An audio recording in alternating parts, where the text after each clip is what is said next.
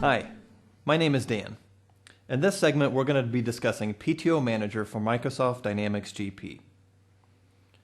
PTO Manager is a feature that you can add to Dynamics GP payroll that gives you more advanced features for accruing vacation and sick time during payroll processing. Some of these advanced features include flexible accrual schedules, maximum balance options, and waiting periods.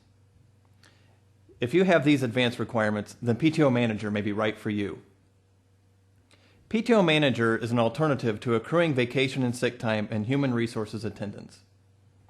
Now let's go ahead and take a look at PTO Manager, and we're going to begin by setting up the accrual schedules. The first step in setting up PTO Manager is to configure the accrual schedules. We do that in the Accrual Schedule Setup window. Within the Accrual Schedule Setup window, we can go ahead and select an accrual schedule that's already been configured. We are selecting the full-time vacation schedule.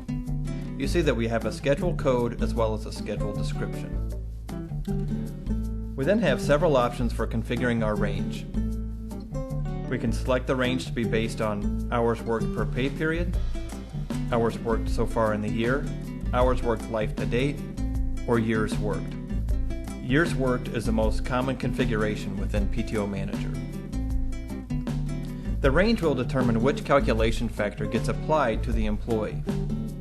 As you can see in this example, an employee that works less than 5 years has a calculation factor of 0.0385 multiplied times the number of hours that they work within the pay period.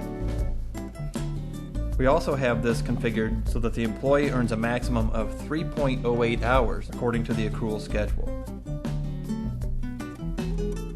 The maximum hours can be based on per pay period variable, per year fixed, per year variable, or per pay period fixed. We have it set to per pay period variable.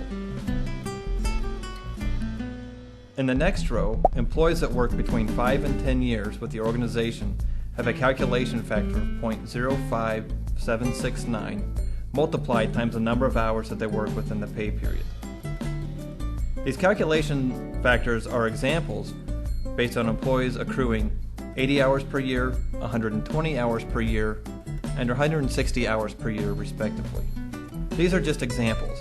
The accrual schedules can be configured according to any business requirement. Once the employee crosses a key anniversary date, they will automatically earn time according to the next range. Let's go ahead and save that accrual schedule. Our accrual schedule is now complete. PTO Manager gives us the ability to set up flexible accrual schedules by providing us with several choices for the range, configurable calculation factors, and accrual schedule maximums. Now, let's go assign our employees to use this accrual schedule. The next step is to configure the employee to utilize the accrual schedules. We do that in the Employee PTO Setup window. As we select our employee, we'll see that their settings are already in place. We'll walk through them and describe them. The Use Custom Accrual method turns on PTO Manager for this employee. We can then assign the vacation accrual schedule. Here we are assigning our full-time vacation schedule. We could also assign a supplemental vacation schedule, then also assign sick schedules for the employee as well to accrue sick time.